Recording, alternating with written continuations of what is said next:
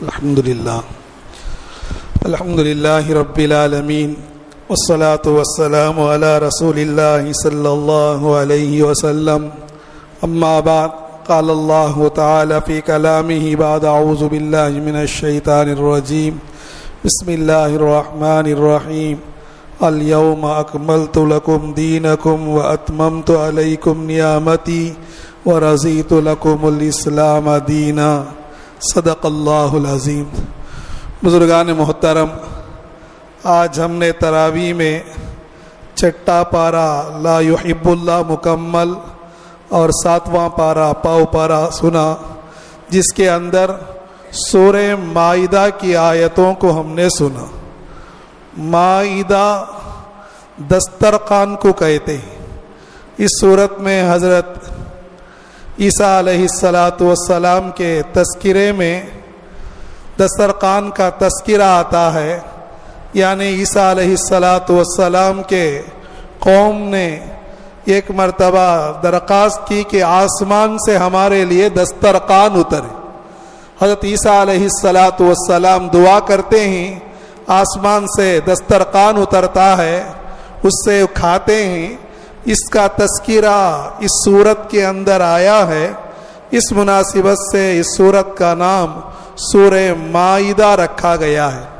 یہ چونکہ مدنی سورت ہے، جیسے مدنی سورت کے اندر احکامات بھی ہوتے ہیں، اس سورت کے اندر بھی بہت سے احکامات بیان کیا گیا ہے۔ ان احکامات کے ساتھ انبیاء علیہ السلام کے واقعات کو بھی ذکر کیا ہے۔ ایک تو عیسیٰ علیہ السلام کا تذکرہ ہے، ان کے قوم کا تذکرہ ہے، اور قوم نے جو عیسیٰ علیہ السلام کو خدا بنا لیا، ثالث و ثلاثہ کا عقیدہ گھڑ لیا، اس کی تردید ہے۔ اسی طرح موسیٰ علیہ السلام کا بھی کچھ تذکرہ آیا، اور آدم علیہ السلام کا بھی تذکرہ آیا۔ آدم علیہ السلام کے 2 بیٹے حابیل اور قابیل تھے۔ سب سے پہلے دنیا میں حابیل کو قابیل نے قتل کیا تھا، تو سب سے پہلے قتل کی ابتدا دنیا میں قابیل سے شروع ہوا۔ تو اللہ کہتا ہے جتنا قتل ہوگا اس کا گناہ کا ایک حصہ قابیل کو بھی پہنچے گا۔ اب قابیل حابیل کے لاش کو لے کر پھر رہا ہے، پہلی موت ہے، کس طرح دفن کرنا معلوم نہیں، تو فارسل غراب کہتے ہیں کوے کو، ارسلہ بھیجا، اللہ نے 2 کووں کو بھیجا، ایک کوے نے ایک کوے کو مار دیا، اور کوا زمین کو کھود کر اس مرے ہوئے کوے کو دفن کیا۔ اس عمل کو دیکھ کر قابیل نے اپنے بھائی حابیل کو دفن کیا اور کہا میں کتنا عاجز ہوں اس معمولی کوے مخلوق سے، وہ بھی میں کر نہ سکا۔ خیر، قتل کا تذکرہ ہے، اور اسی طرح دوسرے غلطیوں کا بھی تذکرہ ہے، جسے شریعت میں حدود کہتے ہیں۔ چند گناہ ہیں جس کے کرنے پر شریعت میں حد طے کیا گیا۔ اسلامی حکومت ہوگی، وہ حدود نافذ کیے جائیں گے۔ شرعی حدود اتنے اہم ہیں، جن علاقوں میں شرعی حدود نافذ ہے ان جگہوں پر وہ گناہ جس پر حد لگائی جاتی ہے سرزد نہیں ہوتا، کیونکہ اللہ قرآن میں کہتا ہے وَفِي الْقِصَاصِ حَيَاتٌ يَا أُولِي الْأَلْبَابِ، کہ قصاص میں تمہارے لیے زندگی ہے اے عقل مندو۔ یعنی ایک آدمی کسی کو قتل کر دیا، اس کے بدلے میں دوسرے کو قتل کرتے ہیں، قتل نہیں ہوا، وہ دیکھنے میں تو اسے قتل کیا گیا، اس کے قتل کی وجہ سے کئی لوگ گناہوں سے بچ جاتے ہیں، کئی لوگ قتل سے رہ جاتے ہیں۔ اگر میں بھی کسی کو قتل کروں گا ظلماً تو اسلامی حکومت میں میرا سر بھی اڑایا جائے گا، مجھے بھی قتل کیا جائے گا۔ اسی طرح کسی عورت پر تہمت لگائے گا، تہمت لگائے اور وہ عورت بری نہ تھی، اس کی طرف بری تہمت لگائے تو اس پر کوڑے لگے گی۔ اسی طرح السارق والسارقہ، چوری کا تذکرہ تھا۔ اسلامی حکومت میں اگر کوئی چور کسی محفوظ جگہ سے 10 درہم سے زیادہ، 10 درہم تقریباً 30 گرام کے آس پاس ہوتا ہے، تقریباً 2,500 روپے سے زائد قیمتی چیز کوئی بھی اٹھا لیں محفوظ جگہ سے، جیسے چور چراتے ہی پکڑے جانے پر ثبوت سے ثابت ہو جائے، اس کا ہاتھ کاٹ دیا جائے گا۔ ہاتھ کاٹنا بڑا ظلم معلوم ہوتا ہے، ظلم نہیں، اس کی وجہ سے چوری ختم ہو جائے گی۔ آج دنیا کے اندر گناہ کرنے والا گناہ کرتا ہے، رشوت دے کر بآسانی سے آ جاتا ہے۔ جس کا زور ہوتا ہے وہ اپنے زور چلا کر آدمی آگے نکل جاتا ہے۔ اسلامی حکومت میں اس طرح کی چیزیں نہیں ہوتی ہے، چوری پر ہاتھ کاٹ دیا جائے گا۔ اسی طرح زنا کرے، زنا کرنے والا غیر شادی شدہ ہے، مرد یا عورت دونوں غیر شادی شدہ ہیں، تو ہر ایک کو 100 کوڑے ماریں گے۔ یہ کوڑے پر آدمی تڑپ جائے گا، 100 کوڑے ماریں گے۔ اگر شادی شدہ ہو کر غلط کاری کرے تو اس کو سنسار کیا جائے گا، میدان میں لایا جائے گا اور سارے لوگ پتھر مار کر اس کو ختم کر دیں گے۔ اب رہا آخرت کا معاملہ، اگر وہ توبہ کر لے گا، ایمان والا ہے، اس کا آخرت کا مسئلہ حل ہو جائے گا۔ دنیائی نظام کو چلانے کے لیے یہ حدودیں ہیں، یہ حدودیں اللہ کی طرف سے متعین کردہ ہے۔ یہ چوری کا واقعہ ہوا، اتفاق سے وہ ان کا نام فاطمہ تھا، اللہ کے نبی صلی اللہ علیہ وسلم کے زمانے کا واقعہ۔ بعض لوگ آ کر ان کی سفارش کرنے لگے۔ اللہ کے نبی صلی اللہ علیہ وسلم نے فرمایا فاطمہ بنت محمد بھی چوری کرتی، یعنی میری بیٹی سے بھی یہ چوری سرزد ہو جائے، ثابت ہو جائے تو میں اس کا ہاتھ کاٹتا۔ یعنی اسلامی حکومت میں، اسلامی نفاذ میں امن ہی امن ہے، چین ہی چین ہے، سکون ہی سکون ہے۔ ان چیزوں میں سے بعض کا قتل کا تذکرہ آیا، چوری کا تذکرہ۔ آج کی آیتوں میں ہم نے سنا کہ چوری پر ہاتھ کاٹا جائے گا، تو بتانا یہ ہے اللہ تعالیٰ نے جو دین دیا ہے وہ کامل دین ہے، مکمل دین ہے۔ جیسے آج وہ بھی ہم نے سنا الیوم اکملت لکم دینکم، اللہ کے نبی صلی اللہ علیہ وسلم حجۃ الوداع میں عرفہ میں اپنی قصوہ نامی اونٹ پر ہیں، اس موقع پر یہ آیت اتری۔ اس آیت کے اندر خوشخبری دے دی گئی کہ آج کے دن ہم نے دین کو مکمل کر دیا، اپنی رحمت کا اتمام کر دیا۔ لکم الاسلام دینا، تمہارے لیے دین اسلام کو پسند کیا۔ اس سے پہلے اللہ کے نبی سے پہلے دین کو مکمل نہیں کیا گیا تھا، کیونکہ ایک نبی کے بعد دوسرے نبی آتے تھے، نبیوں کا سلسلہ جاری تھا۔ اللہ کے نبی صلی اللہ علیہ وسلم خاتم الانبیاء والمرسلین ہیں۔ اللہ کے نبی صلی اللہ علیہ وسلم کے بعد نہ کوئی نبی آئے گا نہ کوئی رسول آئے گا۔ اللہ کے نبی آخری رسول ہیں، تو اللہ نے یہ دین کو بھی مکمل کر دیا، یہ شریعت اتمام کر دیا، قیامت تک کے لیے یہی دین ہے۔ یہ آیت حکم کے اعتبار سے سب سے آخر میں اترنے والی آیت ہے۔ اس سے پہلے بھی بتایا گیا واتقوا یومن، یہ مطلق آخر آیت ہے، لیکن حکم کے اعتبار سے جس کے اندر کوئی احکام بتایا گیا ہو، اس اعتبار سے آخر میں اترنے والی آیت الیوم اکملت لکم دینکم ہے۔ قرآن کی ترتیب نزولی اعتبار سے الگ ہے۔ اللہ کے نبی نے اللہ کے حکم سے یہ ترتیب دیا جس ترتیب سے ہم تلاوت کرتے ہیں۔ سب سے پہلے علق کی 5 آیتیں اتری جو آخر پارے کے اندر ہے، اس کے بعد مزمل، مدثر، قلم، اس طرح مختلف آیتیں اتری، مکمل سورت نہیں اتری۔ سب سے پہلے مکمل سورت اللہ نے سورہ فاتحہ کو اتارا۔ اسی طرح سب سے آخر میں مکمل جو سورت اتری وہ سورہ نصر ہے، سورہ نصر ہے۔ سب سے آخر میں حکم کے اعتبار سے آخری آیت الیوم اکملت لکم دینکم ہے، اور مطلق اعتبار سے آخر آیت قرآن کی سب سے آخر آیت جس کے اندر موت کا تذکرہ ہے واتقوا یوما ترجعون فیہ الی اللہ ہے۔ آج جو ہم نے آیتیں سنی ان کے اندر کچھ بنیادی جو احکام ہے اس کا بھی تذکرہ آیا، یعنی وضو، غسل، تیمم، تینوں کا بھی تذکرہ آیا۔ اللہ تعالیٰ فرماتا ہے یا ایھا الذین آمنوا، اے ایمان والو، اذا قمتم الی الصلاۃ، جب تم نماز کے لیے کھڑے ہو، یعنی نماز کا ارادہ ہو تو کیا کرنا ہے؟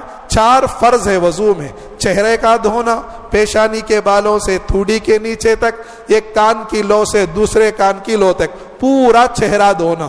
دوسرا فرض دونوں ہاتھ کوہنیوں سمیت دھونا. تیسرا فرض پاؤں سر کا مسا کرنا. چوتھا فرض دونوں پاؤں ٹکنوں سمیت دھونا. ان 4 فرض کا تذکرہ سورہ مائدہ کی آیتوں میں ہے. اللہ تعالیٰ نے اس کا تذکرہ کیا ہے. اسی طرح غسل کا بھی تذکرہ ہے. فَإِن كُنتُمْ جُنُبًا فَاتَّطَہَّرُوا، اگر تم ناپاک ہو. وضو کے مسائل الگ ہیں، غسل کے مسائل الگ ہیں. بعض چیزوں کی وجہ سے غسل واجب ہو جاتا ہے، احتلام ہو جائے یا میاں بیوی ازدواجی حقوق قائم کریں، یا اور اسی طرح عورت حیض سے پاک ہو، نفاس سے پاک ہو، غسل کرنا پڑتا ہے. غسل کے بغیر وضو نہیں ہوگی، وضو کے بغیر نماز نہیں ہوگی. غسل کے اندر 3 فرض ہیں. غسل کے اندر 3 فرض ہیں. پہلا فرض کلی کرنا، دوسرا فرض ناک میں پانی لینا، تیسرا فرض پورے جسم میں سر کے بال سے پیر کے ناخن تک پورے جسم میں پانی بہانا. یہ فرض ہے. یہ 3 فرض ہے. کلی کرنے میں غرغرہ کرنا سنت ہے. اسی طرح ناک کے نرم حصے تک پانی پہنچانے کے لیے تھوڑا کھینچنا، یہ بھی سنت ہے. روزے کی حالت میں نہیں کریں گے کیونکہ غرغرہ کے بہانے پانی اندر چلا جائے گا تو روزہ ٹوٹ جائے گا، اس لیے کلی پر اکتفا کیا جائے گا. تو غسل میں فرض کلی کرنا، ناک میں پانی لینا، پورے بدن پر بال برابر بھی سوکھا حصہ نہ رہے پانی بہانا. اب کوئی غسل کرنے کے لیے گیا، غسل کر کے آ گیا، آنے کے بعد معلوم ہوا کہ کلی نہیں کیا ہے. اب مستقل غسل لوٹانے کی ضرورت نہیں، صرف باہر آ کر کلی کر لے گا تب بھی اس کا غسل پورا ہو جائے گا. یا غسل کرنے کے بعد دیکھا کہ اس کے کسی جگہ پر پانی نہیں پہنچا ہے، آٹا لگ گیا ہے یا ٹیپ وغیرہ لگ گیا ہے، تو اب پورا غسل لوٹانے کی ضرورت نہیں ہے، صرف وہ حصے کو نکال کر وہاں پانی بہا لے گا تب بھی اس کا غسل ہو جائے گا. غسل اور وضو صرف پانی بہانا ہی نہیں ہے، یہ مستقل عبادت ہے. حدیث کے اندر آتا ہے آدمی وضو کرتا ہے، چہرہ دھوتا ہے، چہرے کے ساتھ اس کے صغیرہ گناہ بھی دھل جاتے ہیں، ہاتھ کو دھوتا ہے، صغیرہ گناہ بھی چلے جاتے ہیں. اسی طرح سر کا مسح کرتا ہے، سر سے جو چھوٹے گناہ ہوئے وہ اللہ تعالیٰ ختم کر دیتے ہیں. پیروں کے ساتھ پیروں کے گناہوں کو ختم کر دیتے ہیں. اس لیے وضو کرتے ہوئے سنت کا خیال رکھتے ہوئے وضو کریں گے. یعنی وضو میں مسواک ہے اور اسی طرح بسم اللہ پڑھنا ہے. ہر عضو کو 3 مرتبہ دھونا ہے، داہنے طرف سے دھونا ہے. یہ جو آداب سنتیں ہیں اس کا خیال رکھ کر وضو کریں گے تو انشاءاللہ وضو کے ذریعے ہمیں بہت بڑا اجر، نیکیاں حاصل کرنے والے بنیں گے. آگے ہے اگر آدمی بیمار ہے، فَإِن كُنتُم مَّرْضَىٰ أَوْ عَلَىٰ سَفَرٍ، آدمی سخت بیمار ہے، یعنی ایسا بیمار ہے ڈاکٹر نے کہا کہ اس بیماری میں پانی استعمال نہیں کرنا ہے، پانی استعمال کریں گے جان کا خطرہ ہے یا بیماری بڑھ جائے گی، یا پانی نہیں ہے. یہ تو صحت مند ہے لیکن کسی طرح کہیں جنگل میں ہے یا پانی کی قحط ہے، پانی ہے بور کے اندر پانی ہے، کرنٹ نہیں ہے، یعنی پانی نکالنے کا آلہ نہیں ہے، یا جیسی بھی مجبوری ہو، پانی نہ ہو یا پانی ہو لیکن استعمال کرنے کی طاقت نہ ہو، بیماری ہو، عذر ہو، کبھی بیماری ہو جاتی ہے، اس بیماری میں پانی نہانا، خاص کر گرم پانی نہانا بھی نقصان دہ ہو جاتا ہے، یا آنکھ کا آپریشن ہوا ہے یا سر میں آپریشن ہوا ہے، پانی ڈال نہیں سکتے، کوئی بھی مجبوری ہو تو شریعت میں تیمم کی اجازت ہے. اس سے یہ حکم آنے سے پہلے ایک وقت صحابہ اللہ کے راستے میں تھے، ایک صحابی کو سر میں زخم آ گیا. انہوں نے صحابہ سے مسئلہ پوچھا. صحابہ صرف وضو کا تیمم جانتے تھے، غسل کا تیمم کا ان کو علم نہیں تھا، کیونکہ شریعت کا حکم تھوڑا تھوڑا اتر رہا تھا. ان لوگوں نے کہا تمہیں نہانا ہی پڑے گا غسل میں.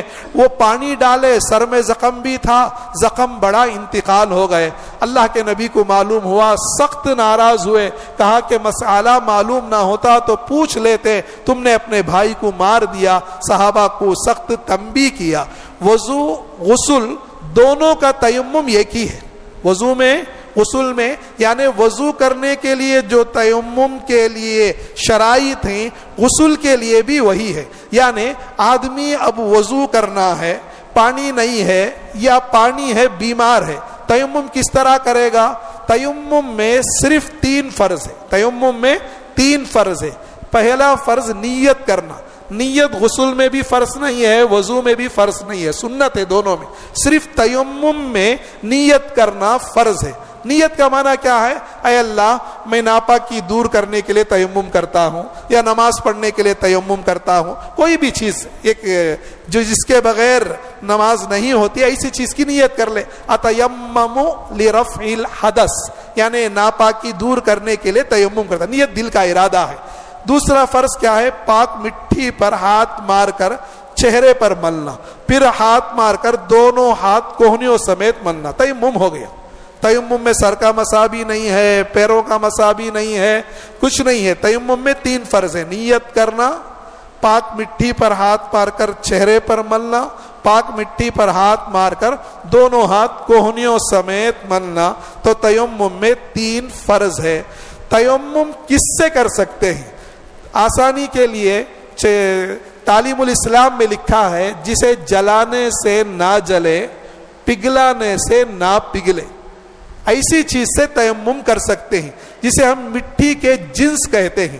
مٹی سے نکلنے والی چیزیں جو بھی ہیں ان تمام سے تیمم کر سکتے ہیں. مٹی سے کر سکتے ہیں، پتھر سے کر سکتے ہیں، اینٹ سے کر سکتے ہیں. اور اسی طرح آسانی کے لیے رکابی، جو مٹی کا رکابی ہوتا ہے، پرانے زمانے میں جو گھڑے آتے تھے، گھڑا ہے، اس پر تیمم کر سکتے ہیں. مٹی کے جنس کی کوئی بھی چیز ہو، مٹی ہونا ضروری نہیں ہے. حنفیہ کے پاس زمین کی کوئی بھی چیز ہو، جیسے ماربل ہے اور اسی طرح سنگ مرمر ہے، اس پر بھی تیمم کر سکتے ہیں. ٹائلز پر نہیں کر سکتے کیونکہ ٹائلز زمین سے نکلا ہوا نہیں ہے. ٹائلز کا پیچھے کا حصہ تو چونا ہے، اوپر کا حصہ پینٹ ڈال کر اس کے اندر یہ آرٹس کیا گیا، پینٹ سے نہیں کر سکتے ہیں. زمین سے نکلی ہوئی چیزیں ہو، چونا ہے، پتھر ہے، جو تمام چیزوں سے تیمم کر سکتے ہیں. اور اسی طرح تیمم وضو کا جو ہے غسل کا بھی وہی ہے. یعنی ایک آدمی بیمار تھا، اب اسے نہانے کی حاجت ہو گئی، پانی نہیں ہے یا پانی ہے یہ بیمار ہے، جو بھی ہو، جو شکل بھی ہو، اس صورت میں غسل کی نیت سے تیمم کرے گا تو اس کا غسل ہو جائے گا. یعنی چہرے پر اور ہاتھوں کو مل لے گا نیت کے ساتھ، غسل کی نیت کرے گا، اس کا غسل ہو جائے گا. اب رہا مسئلہ ناپاکی کے لیے کمر تک پانی ڈالنا چاہے تو ڈال لے سکتا ہے، اگر اس سے بھی ڈالنے کی طاقت نہیں تب بھی عذر ہے. تو وضو کا تیمم بھی وہی ہے، غسل کا تیمم بھی وہی ہے. دونوں تیمم کا طریقہ ایک ہی طریقہ ہے، نیت کے اعتبار سے فرق ہو جائے گا. چنانچہ آج کی آیت میں اللہ تعالیٰ نے وضو کا تذکرہ، غسل کا تذکرہ، تیمم کا تذکرہ، نبیوں میں سے آدم علیہ السلام کے بیٹوں کا تذکرہ، موسیٰ علیہ السلام کا تذکرہ، اور اسی طرح تفصیل کے ساتھ کئی آیتوں کے اندر عیسیٰ علیہ السلام کا تذکرہ آیا. دین کامل مکمل ہونے کا تذکرہ بھی اللہ تعالیٰ نے آج کی آیت میں بیان کیا. اللہ سے دعا ہے اللہ تعالیٰ قرآن کا نور عطا فرمائے، قرآن کی فہم، قرآن کی سمجھ عطا فرمائے، قرآنی زندگی گزارنے کی توفیق عطا فرمائے. وآخر دعوانا الحمدللہ رب العالمین. اللہم انت السلام ومنک السلام، تبارکت یا ذا الجلال والاکرام. اللہم آتنا تقواہا انت خیر من زکاہا انت ولیہا ومولاہا. اللہم انا نسألک تمام الوضوء وتمام الصلاة. اللہم انصر الاسلام والمسلمین. اللہم اعز الاسلام والمسلمین. اللہم انصر من نصر دین محمد صلی اللہ علیہ وسلم وجعلنا منہم واغزل من قزل دین محمد صلی اللہ علیہ وسلم ولا تجعلنا معهم. لا الہ الا اللہ الحلیم الکریم. سبحان اللہ رب العرش العظیم. الحمد للہ رب العالمین. اسألک موجبات رحمتک وعزائم مغفرتک والغنیمت من کل بر والسلامت من کل اسم. لا تدع لنا ذنبا الا غفرتا ولا ہما الا فرجتا ولا دینا الا قضیتا ولا مریضا الا رحمتا یا ارحم الراحمین. الأكرمين يا أكرم الأكرمين سبحان ربك رب العزة عما يصفون وسلام على المرسلين والحمد لله رب العالمين سبحان الله وبحمده.